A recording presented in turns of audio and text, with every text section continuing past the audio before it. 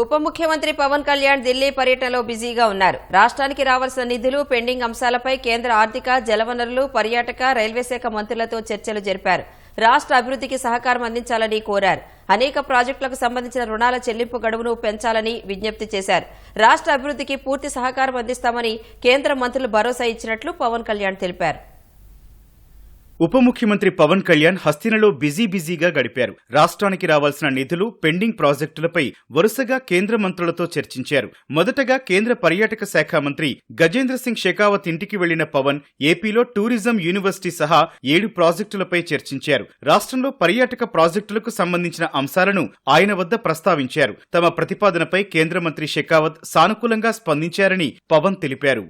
Projects మీద, వీటి మీద, అలాగే టూరిజం యూనివర్సిటీ మీద, సో వాటన్నిటికైనా సానుకూలంగా స్పందించి బడ్జెట్ ఉన్న పరిస్థితుల్లో ఎలాగ దాన్ని డెడికేట్ చేయమని, ఎలా అలాట్ చేయాలో చేస్తామని చెప్పారు. షెకావత్ గారు చెప్పింది కూడా ఏంటంటే, మెయిన్ మనకున్న రాష్ట్రాల్లో చాలా కీలకమైన 975 కిలోమీటర్ కోస్ట్ లైన్ ఉంది. అలాగే మన గండికోట ఇలాంటివన్నీ చాలా మన కైండ్ ఆఫ్ గ్రాండ్ క్యానియన్, మన ఇండియన్ గ్రాండ్ క్యానియన్ లాంటిది గండికోట. సో ఇలాంటివన్నీ ఉన్నాయి. సో మీరు ఇనిషియేట్ చేయండి process, all the support will be there for the state. అనంతరం కేంద్ర జలశక్తి శాఖ మంత్రి సిఆర్ పాటిల్తో పవన్ కళ్యాణ్ భేటీ అయ్యారు. జల్ జీవన్ మిషన్ బడ్జెట్ కాల వ్యవధి పెంచాలని ఆయన్ని కోరినట్లు తెలిపారు. ప్రతి ఒక్కరికి రక్షిత మంచినీరు ఇవ్వాలనేది కూటమి ప్రభుత్వ ప్రధాన లక్ష్యమన్నారు. క్షేత్రస్థాయి పర్యటనలో నీటి సమస్యలు, పైపు డిజైన్లలో లోపాలున్నట్లు గుర్తించామన్నారు. గత ప్రభుత్వం బాధ్యతారాహిత్యంగా తీసుకున్న నిర్ణయాలు, తప్పులు తమకు వారసత్వంగా వచ్చాయన్న పవన్ వాటిని సరిదిద్దుతున్నామన్నారు. ఈ క్రమంలో మీడియా ప్రతినిధులు గత ప్రభుత్వంలో ఇబ్బంది పెట్టిన వారిని ఎందుకు పట్టించుకోవట్లేదని పవన్ ని ప్రశ్నించగా, హోంశాఖ, శాంతి భద్రతలు తన పరిధిలో లేవని, పోలీసులు వారి పని వారు చేస్తున్నట్లు చెప్పారు. తనను అడిగిన ప్రశ్నలను సీఎం చంద్రబాబు దృష్టికి తీసుకువెళ్తానని పవన్ మీడియా ప్రతినిధులతో చెప్పారు. జగన్ కు అదానీ ముడుపుల వ్యవహారంపైన సీఎంతో చర్చించి నిర్ణయం తీసుకుంటామన్నారు. మేజర్ ఒకటి బడ్జెట్ ని ఇంక్రీజ్ చేయమని చెప్పారు.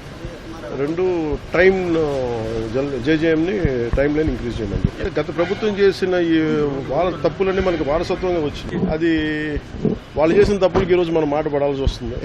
మాట పడుతున్నాం. విద్యుత్ ఒప్పందాలకు సంబంధించి ఆంధ్రప్రదేశ్ గతంలో ముఖ్యమంత్రిగా ఉన్నటువంటి జగన్మోహన్ రెడ్డికి దాదాపు 1750 కోట్ల రూపాయలు డుబ్బులు ముట్టినట్టుగా అమెరికన్ న్యాయస్థానంలో అభియోగాలు నమోదైనాయి. ముఖ్యమంత్రి గారితో మాట్లాడి దీని మీద కలిసి సమిష్టిగా ఒక నిర్ణయం, మన అభిప్రాయం తెలియదు. మా మీడియా మిత్రులు అడిగారు ఢిల్లీలో, ఇవన్నీ నేను ముఖ్యమంత్రి గారి దృష్టికిను, హోంమంత్రి గారి దృష్టికి తీసుకెళ్తాను. మిమ్మల్ని అంత ఇబ్బంది పెట్టినప్పుడు, అంత ధైర్యంగా ఆంధ్ర పోలీసు ఉన్నప్పుడు ఈ రోజు ఆంధ్ర పోలీసు ఎందుకు తట్టుపాయిస్తున్నారు అడగాలి కదా, ఖచ్చితంగా అడుగుతాను.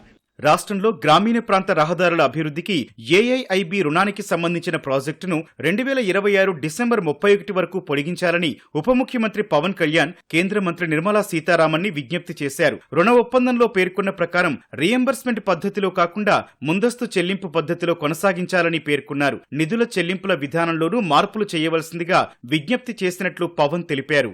రైల్వే సమాచార శాఖ మంత్రి అశ్విని వైష్ణవ్ తోనూ పవన్ కళ్యాణ్ సమావేశమయ్యారు. రాష్ట్రానికి సంబంధించిన రైల్వే ప్రాజెక్టులు, పెండింగ్ అంశాలను త్వరితగతిన పూర్తి చేయాలని కోరగా రైల్వే మంత్రి సానుకూలంగా స్పందించినట్లు పవన్ తెలిపారు. బుధవారం ప్రధాని నరేంద్ర మోదీని పవన్ కళ్యాణ్ కలవనున్నారు.